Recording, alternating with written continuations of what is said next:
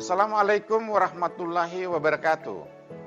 Bapak dan Ibu yang saya hormati, saya Aco Nur, Direktur Jenderal Badan Peradilan Agama Mahkamah Agung Republik Indonesia. Hak-hak perempuan dan anak pasca penceraian menjadi perhatian utama peradilan agama saat ini.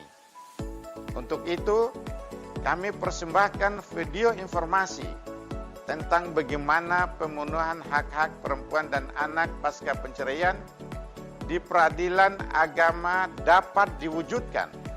Selamat menyaksikan.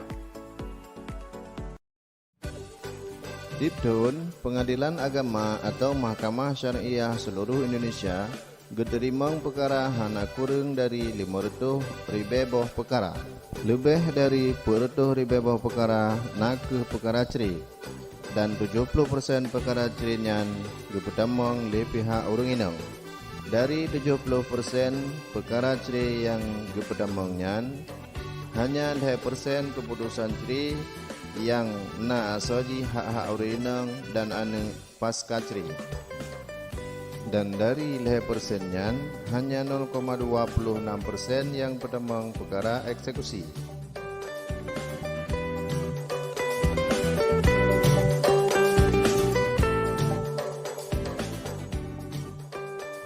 Di pengadilan agama, ada dua macam perkara cerai, yaitu cerai gugat dengan cerai tali.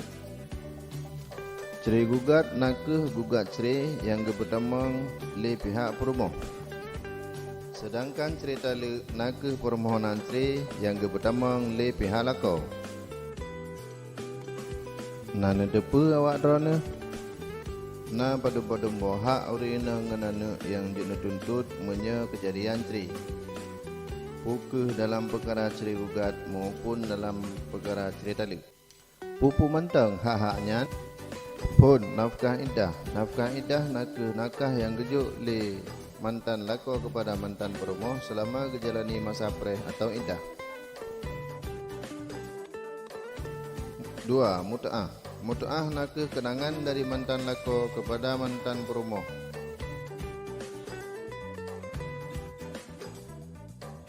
Yang kedua, maskan atau tempat tinggal dan kiswah atau pakaian yang layak selama menjalani masa iddah atau menurut putusan pengadilan.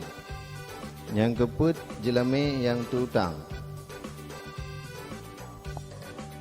Yang kelima, nafkah mabiyah, nafkah awal atau nafkah yang terhutang seharusnya gejuk dilaku kepada perumoh. Yang keenam, nafkah anak. Bagaimana cara gerempak hak-haknya? Bagi orang yang pertama gugat cerai, jut gerempak hak-haknya dengan cara laginya. Yang kepun, gepasa tuntutan tentang hak-hak orang ngenana pasca cerai dalam surat gugatan. Yang kedua, baik dua geajukan bukti-bukti tentang kerja dan penghasilan lako dalam persidangan. Sedangkan bagi orang yang geajukan permohonan cerai le lako dalam perkara cerai tadi, jut gerempak hak-haknya dengan cara geajukan tuntutan balik wata agenda jawaban dalam persidangan. Nah, menye tuntutan reneh gekabul le majlis hakim dan mantan lako drone hana gelaksanakan amar putusan pengadilan yang tercantum hak-hak drone, maka drone jut nepegat hal-hal di antara jih laginya. Yang kepun, mengajukan permohonan eksekusi pengadilan agama atau mahkamah syariah. Yang kedua, nejak bak tempat mantan lako drone kerja dengan nebah putusannya dan musyawarah dengan pimpinan mantan lako drone supaya asal putusan jut dilaksanakan. Yang kedua, jut cit drone nelapor polisi dengan alasan mantan lako drone hana dipuput kewajiban yang kai tetapkan di pengadilan.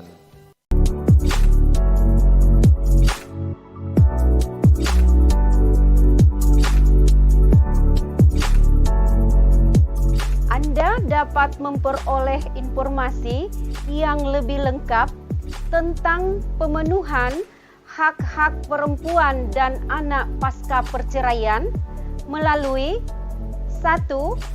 website Pengadilan Agama Mahkamah Syariah Seluruh Indonesia. 2. Media dan petugas informasi di pengadilan yang Anda datangi. Terima kasih. Wassalamualaikum warahmatullahi wabarakatuh.